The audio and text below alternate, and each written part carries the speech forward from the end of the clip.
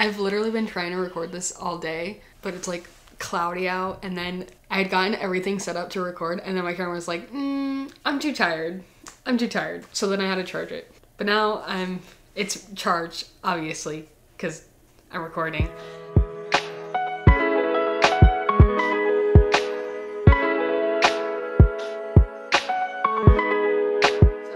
I'm really excited for today's video because I'm gonna be reading the best books of 2023. So I feel like in 2023, I didn't read as many of the popular books as I feel like everyone else did.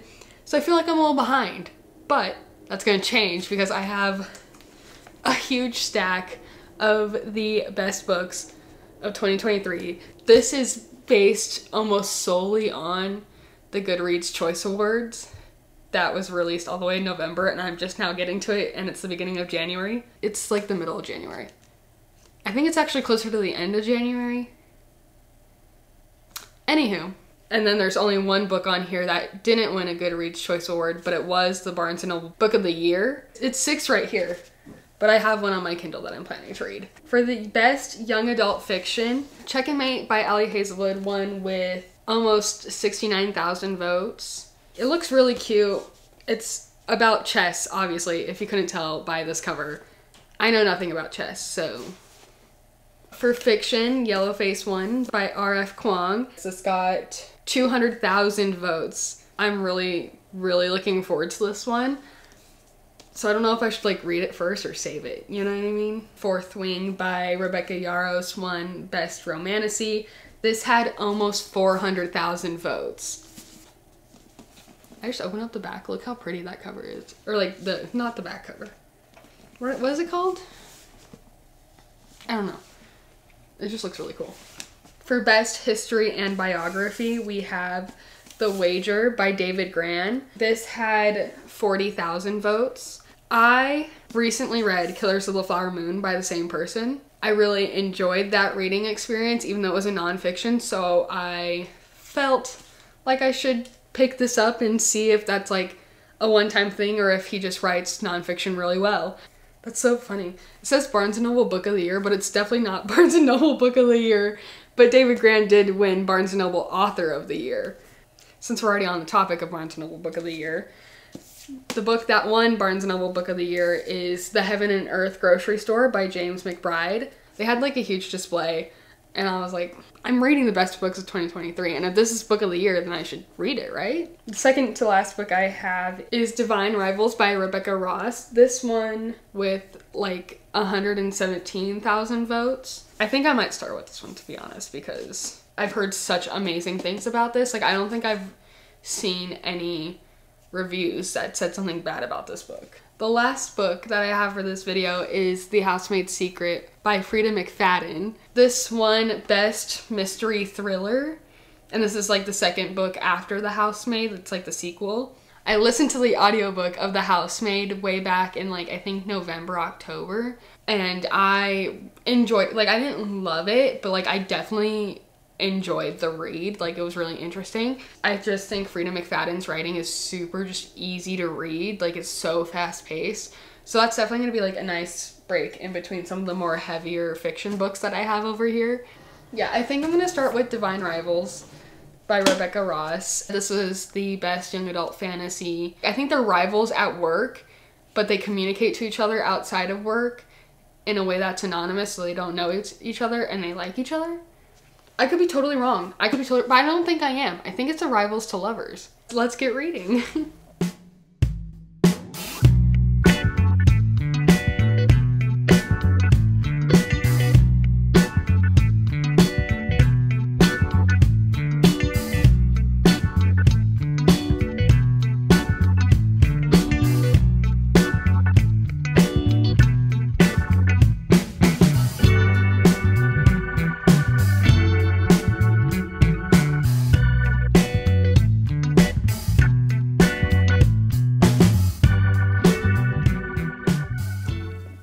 I am like, I want to say 207 pages into Divine Rivals. I just hit part 3.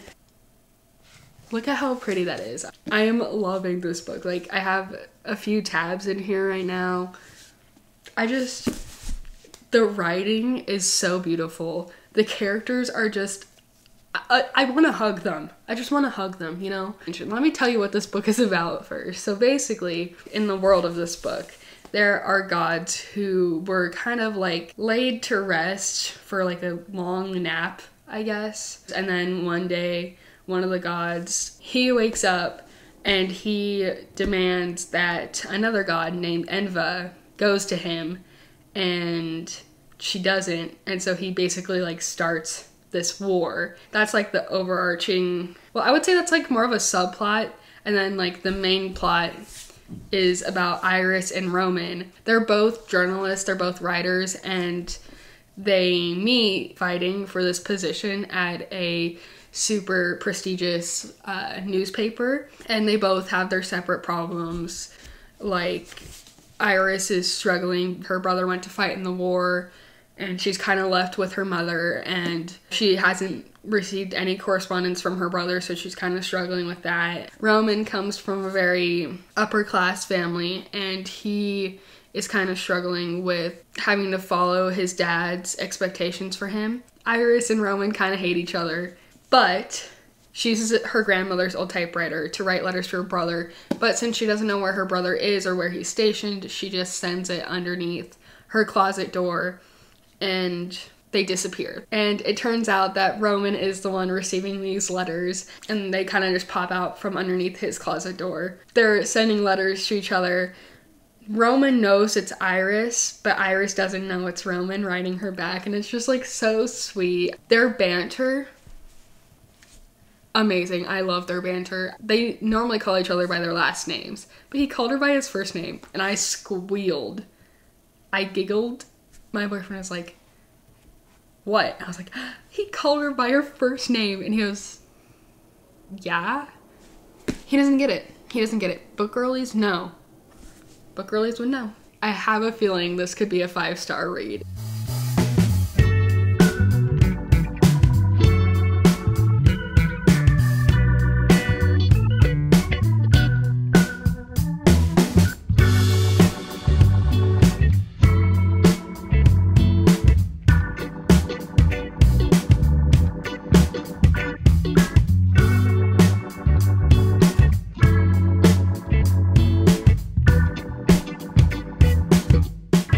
Hello, I am literally in my car. It's like literally the sun is setting, so I apologize for the lighting. The sun has set, okay? But I finished Divine Rivals last night, or like really early this morning. I don't even have words. I don't. I need to go get the second book like ASAP. That being said, I'm gonna save my rating and like my review for the end, because I feel like I repeat myself a ton when I review after I read the book and then I do a wrap up at the end. So in order to stop repeating myself, I'm gonna give you my rating and whatever at the end of the video when I do the wrap up. But it was really good. Anywho, the next book that I'm gonna be reading for this video is The Wager by David Grann, a tale of shipwreck, mutiny, and murder. Okay. Yeah, I'm gonna get started on this, and I will give you guys an update when I get further in.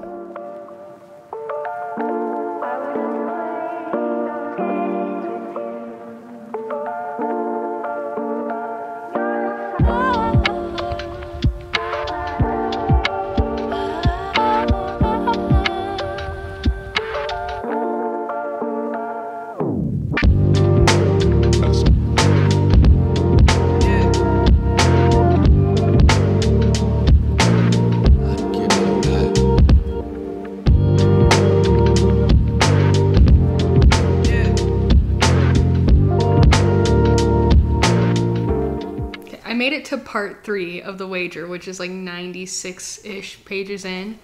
It's a very slow progress book, but basically The Wager is about the boat The Wager, which was sent on kind of like a mission in 1740-ish.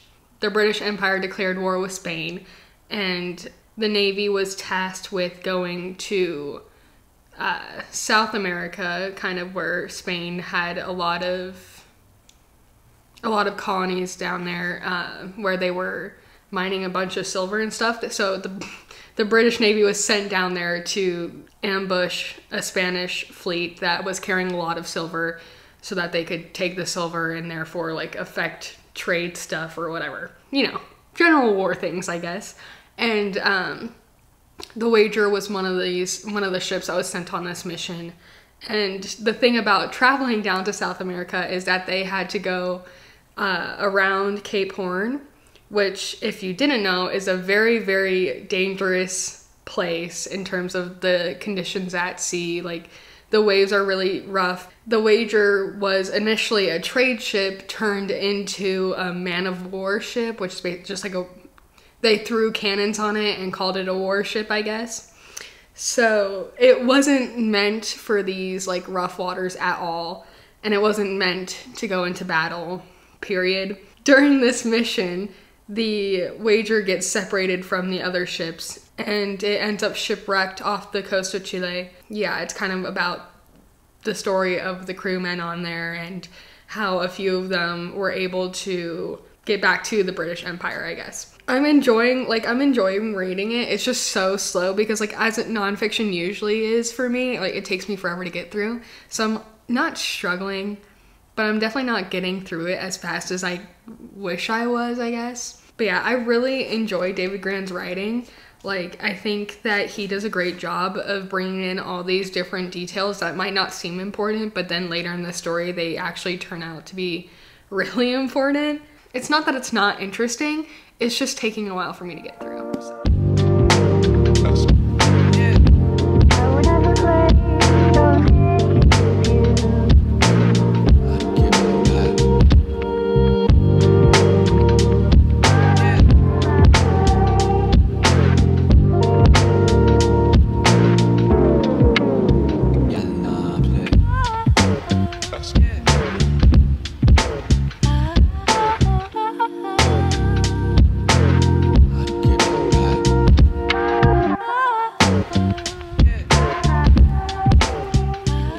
As you saw in the last clip, I finished The Wager. It took me like 3 days, but I finally finished it. Pretty solid, not gonna lie. I think I liked his other book, Killers of the Flower Moon, better, but it was still a pretty solid read, not gonna lie. And then I picked up Check and Mate by Ali Hazelwood. I think it's Ali Hazelwood's first young adult romance book. Basically, it's about Mallory, who is having to step up and provide for her family because her dad's not in the picture anymore. We kind of don't know what's going on with that. And she gets invited to play chess by her friend at this tournament. And she reluctantly agrees. And then when she's there, the very first game, she beats the #1 chess player in the world. It kind of progresses from there. So yeah, I made it 158 pages through.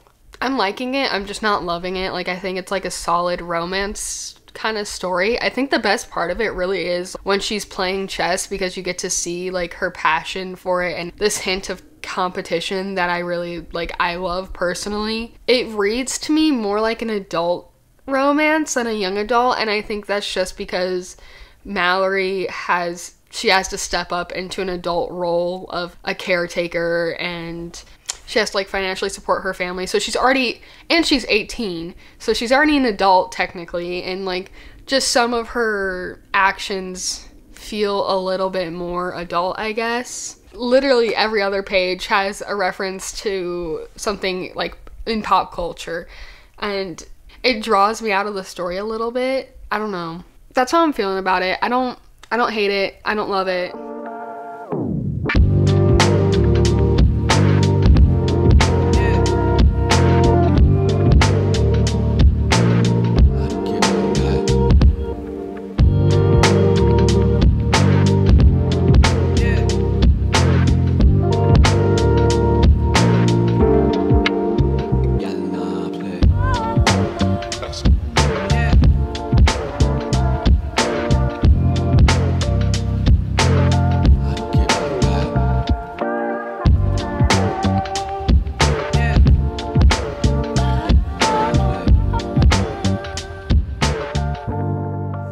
I finished Check and Mate. yeah, no, this, when we get to the end of the video, this will be an interesting discussion. I started Yellowface by R.F. Kuang. I'm only 3 chapters in, but like I had to say something. This book is absolutely insane. We're 3 chapters in and it's already insane. Where do I even start? So, the main character of this book is June, and she is a writer, and she's not a very successful writer. She's published a book or 2, but it didn't really get very far. Meanwhile, one of her old college classmates, Athena, is like a very respected author. She's super successful. This book kind of starts out with June and Athena going to a bar and hanging out. The night kind of progresses, and then June goes back to Athena's apartment and they're hanging out, and eventually at some point Athena chokes on food and passes away in front of June. And, you know, June calls 911, the police arrive. June decides to take Athena's manuscript that she had just finished before the police could find it. So she decides to take it and then revise it, because it's a first draft, so she has to revise it and publish it herself. The audacity is the best word I could use to describe what's going on in this book. She doesn't even publish it under Athena's name. She publishes it under her own name. That being said, I'm gonna try to get through the rest of this tonight. It is like really fast reading wise, because like you just want to keep reading to find out what crazy stuff June is gonna do next. So I should be able to get through it, is what I'm trying to say, I guess.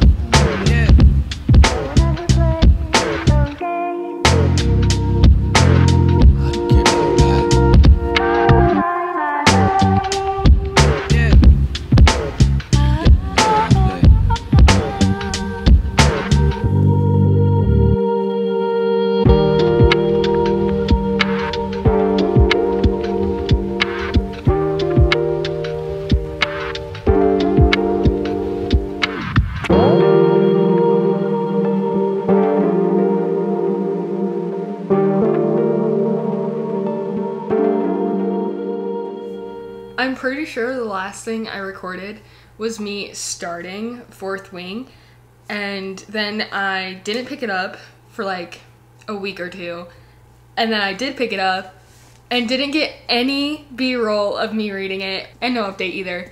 So you don't know, like, I haven't told you guys what it's about, I haven't told you guys any of my thoughts or feelings on it. I just finished the book. I just finished it. Basically, it kind of, like, the beginning kind of reminds me of Divergent, where once you reach a certain age, there's something called, what is it called? Conscription Day.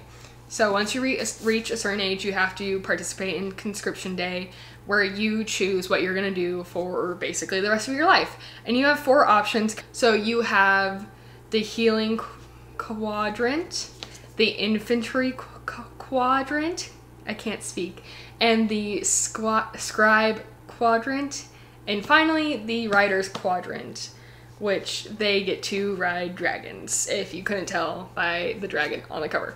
This book follows Violet Sorrengail, who happens to be the daughter of the general who basically runs, like, she's just a really top tier general. She runs everything. Violet is forced by her mother, the general, to go into the Rider's Quadrant, despite the fact that she trained her whole life to be part of the scribes. And so this book kind of follows her in her first year as a writer and all the troubles that come with that, especially for her because her body's not built to be a writer. The Rider's Quadrant is a very scary, it's very easy to die in that. Literally, before you can be, like, even become a writer, you have to be a cadet, and a dragon has to choose you to be a writer. Even before that, to become a cadet, you have to walk across the parapet, which is basically this really thin, narrow bridge that's 200 feet high, and you have to walk across it, no, like, side rails, just balance, wind flying at you. It's crazy. It's crazy. It's so easy to die. So many people die in this book, guys. I think you just need to read the book to find out yourself. And here's the thing. Here's the thing about this here book. I know a lot of people didn't like it, and I understand that, and I could understand why. I can. I'm not even a fantasy person. I don't really like fantasy. I've said that time before. I probably said this before in this video alone. But this book, you just need to read it, guys. I don't know, I can understand why people don't like it, but like respectfully, I disagree. I think it's pretty great. I don't know if it's because I haven't really read a lot of fantasy, so I would kind of accept anything. That might be what's wrong with me, but I think the magic in this world is super interesting. I think the dragons they can speak to the dragons, which I think is even better. And what's better than that is that the dragons have their own autonomy in this world. I don't know. I know I'm rambling. I really liked it. I will say I don't think it's a 5 stars for me just because the beginning was a little slow. Moving past that, I have 2 books left for this video. I'm trying to decide between which one to read. I can either go The Heaven and Earth Grocery Store, or I can do Housemaid's Secret by Freida McFadden, which I think I'm gonna do that one. The next book I'm gonna do is The Housemaid's Secret by Freida McFadden. This won the Best Mystery and Thriller for the year, and it is a second book and I think a trilogy. The first book is, I think, just called The Housemaid. And if you haven't read that one, I would recommend it. It was pretty good. I listened to it on audiobook the first time when I read it. My mom came downstairs in the middle of the night because I think I was home for like winter break or Thanksgiving or something. And she came downstairs in the middle of the night while I was listening to this book and scared the heck out of me. So definitely has like really suspenseful vibes, I think. If you don't know what it's about, it's basically that this girl kind of down on her luck, like she just lives out of her car, she's having a really hard time. She gets a job as a housemaid at this really rich couple's house, and pretty quickly she realizes there's some really odd things going on at the house, and the wife is kind of not very nice to the main girl character. I can't remember her name right now. So she's just kind of struggled dealing with this like crazy employer. The Housemaid's Secret is the second book in that series, so I wasn't going to continue on in the series just because I felt like it was a really good, like the first book was really good by itself. So I'm not super excited for this next one, but we'll see how it goes. I'm gonna go get to reading and I will come back with updates.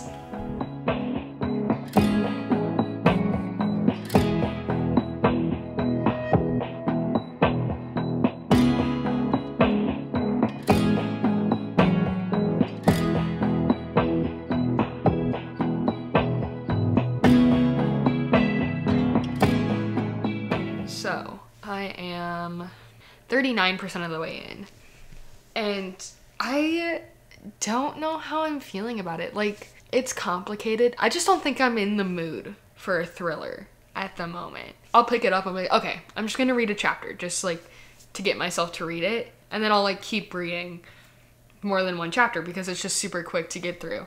But it's not like holding me, like it's not capturing my attention. It's not that I'm not liking it, I'm just not having the greatest time while reading it. I think that's what it is for me, is that everything's just like too obvious, too thriller, too mystery. Like it's trying too hard to be part of the genre that it's making it unenjoyable. I'll keep reading and I'll let you guys know. Hopefully I finish this book soon though.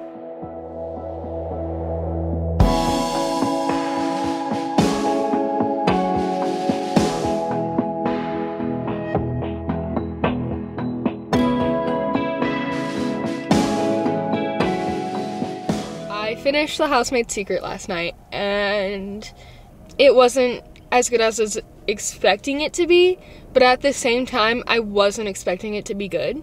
Is that me? The red herrings were too obvious, and then I felt like it was predictable, you know? Like, knowing Millie's character and knowing what happened in the last book, I knew exactly what was gonna happen. Not like exactly, but almost exactly. There was only one twist I wasn't expecting, and even then I was like, okay. You know, like, it didn't have me like, I don't think I did that once, to be honest. It wasn't bad. It just wasn't as good as the first one. I definitely don't think I'm going to continue on in the series just because I can't see the third book going in a way that would be shocking to me or, like, surprising. Was it, like, thrilling? Yes, but not really at the same time. I don't know. That being said, I have the next book the last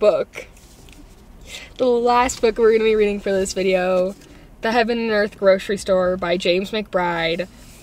This one, I wasn't planning on getting this book, but it won Barnes & Noble Book of the Year and was $5 off. I don't know what this is about.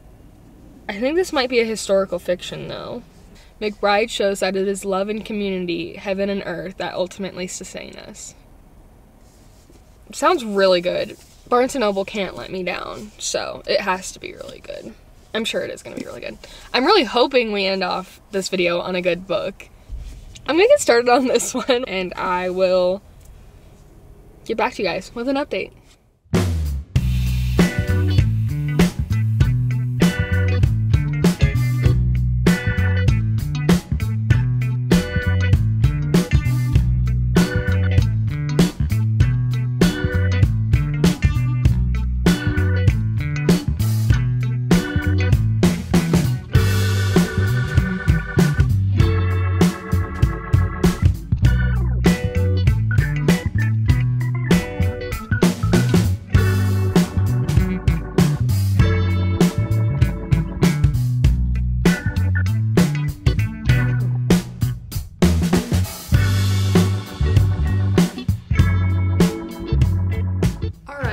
Hello, I'm doing a super quick update on The Heaven and Earth Grocery Store by James McBride. Oh my goodness, I am absolutely loving this book. It is about this community of Jewish and Black people living in Chicken Hill, and they are just kind of their experience. I'm not saying this right. It's set in the 1930s, and it's about the kind of experience of minorities in America at that time. It's just such a beautiful story about community and how these different cultures are mixing and finding a common ground for this woman named Shona and a boy named Dodo, and it's so sweet and they're like so thought-provoking, and I can't like rave about it enough. I don't know why we're not talking about this book more. I'm sure we are. I'm just late to the game. But yeah, I think like I only had a problem near the beginning of it when we're getting introduced to all the characters. There's just so many people because it is really heavily focused on the community aspect. So you're following so many different people and it can get kind of confusing. I was definitely like having to flip back and forth trying to remember who these characters are. But once you get past that, it is just so moving to see all these characters and all these different people come together. I don't know what else to say other than I'm really loving this book. I'm 226 pages in. I'm just hit part 3 last night. I'm definitely planning on finishing it today, which would be perfect because today is the last day of February. I'm gonna get back to reading and I'll come back either with an update or once I finish the book.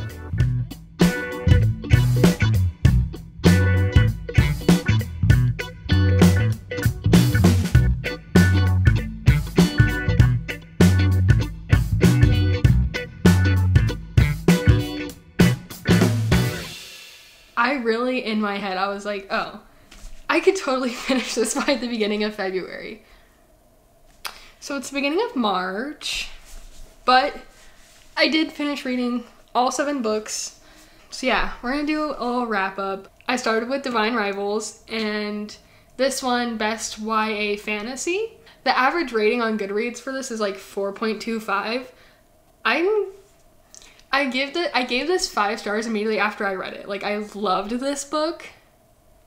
I loved the characters. I loved their banter. I loved their, like, little rivalry. That's a hard word to say. Is it a 5-star? Like, I don't know if it's a true 5-star, to be honest, but I really loved it. I can definitely see why this won Best YA Fantasy. Granted, I don't read very much YA fantasy, but this was very, very good. So I'm glad it won because I wouldn't have read it otherwise. The next book I read was The Wager by David Grann. This one, best historical / biography, I think. This got a 4.22 average rating on Goodreads. It's so weird because like I don't really like rating nonfiction things just because it's like real people's stories. If I were to give this a star rating, I don't know how many stars I would give it. I didn't love this as much as I loved his other nonfiction book, Killers of the Flower Moon. But it was a solid read. It was just really slow, I think. An interesting story, I just wish it happened faster. And then I read Check and Mate by Ali Hazelwood. This won Best YA Fiction.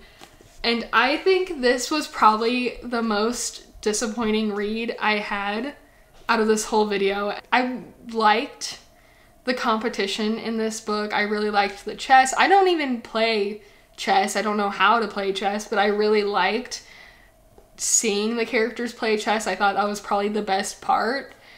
And I think this is kind of marketed as a rivals to lovers. They're not rivals. They're not. I don't get where that was coming from. Like, I don't feel like they were ever rivals.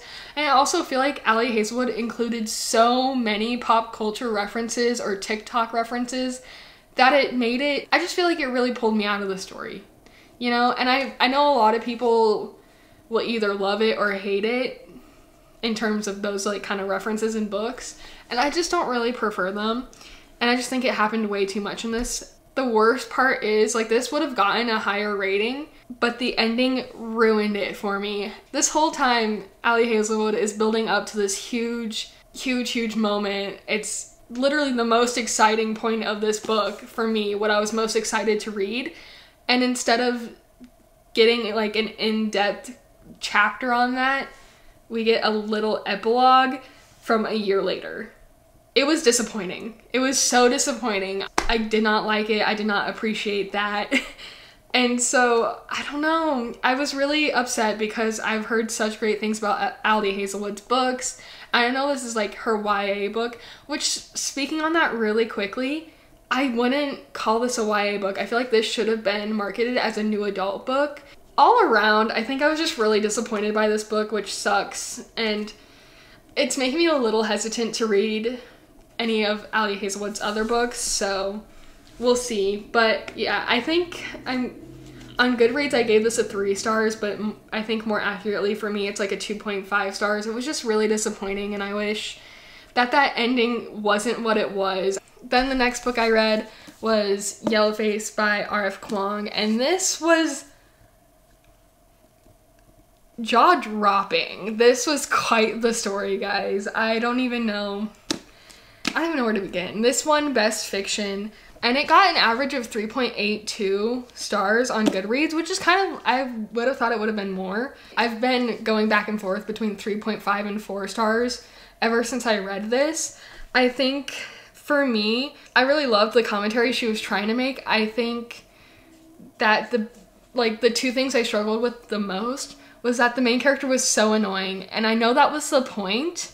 I know in my head, I was like, that's the whole reason she's supposed to be annoying. But it was just like, it was so much to the point where I didn't even want to read from her perspective anymore, you know? And then the other thing that kind of drew back, like was a drawback for me, was how repetitive it felt. It was a lot of like, there would be a scandal that the main character is a part of, and then she goes to Twitter and reads Twitter, and then it would get resolved. And then the same thing would happen all over again. A new scandal, and then she'd go to Twitter and read all the Twitter posts about her, and then she would have like a mental breakdown, and then it would get resolved. You know what I mean? It just felt like it was the same thing over and over again, and I didn't love that.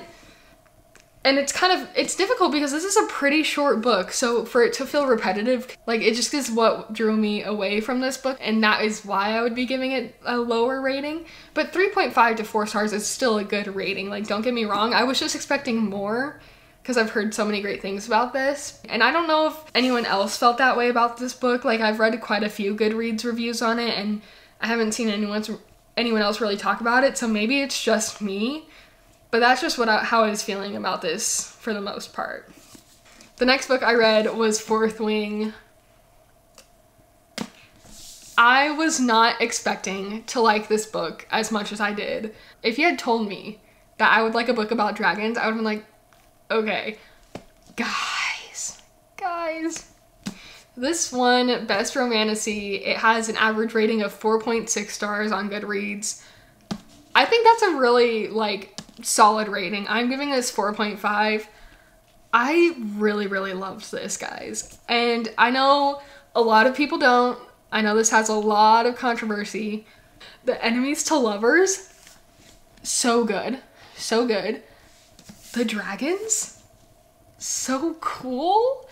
So this was definitely, I think, the most shocking read for me in terms of how much I loved it, and yeah. Then the next book I read after that was The Housemaid's Secret. I read that on my Kindle because it is on Kindle Unlimited, and that one won Best Mystery Thriller, and it has an average rating of 4.27 stars on Goodreads. And the reason I'm making this face is because I'm shocked. I did not think that that was a 4-star book at all, to be honest. I wasn't expecting much in it, which is why this isn't the most disappointing read to me, because I wasn't expecting a lot going in. I felt like the first one just wrapped up so nicely that I didn't understand why there needed to be another book in the series. And I have to say, like, I felt like I was pretty right about what I was expecting. It turned out to be like a 2.5 star read for me. It was just predictable. It tried too hard to be a thriller. Like, I don't want to be mean, but it just didn't feel as thrilling as the first one. Like, the best thing about Freida McFadden's writing and the best thing about this book is how fast-paced it was. I finished it in one day. Technically, on my Goodreads it says 2 days, but that's because midnight, whatever. But yeah, I read it quickly. That wasn't the issue. The issue was it wasn't thrilling, I guess. And I just predicted what was gonna happen. I wasn't disappointed. It was just what I expected. And then finally, the last book I read was The Heaven and Earth Grocery Store by James McBride.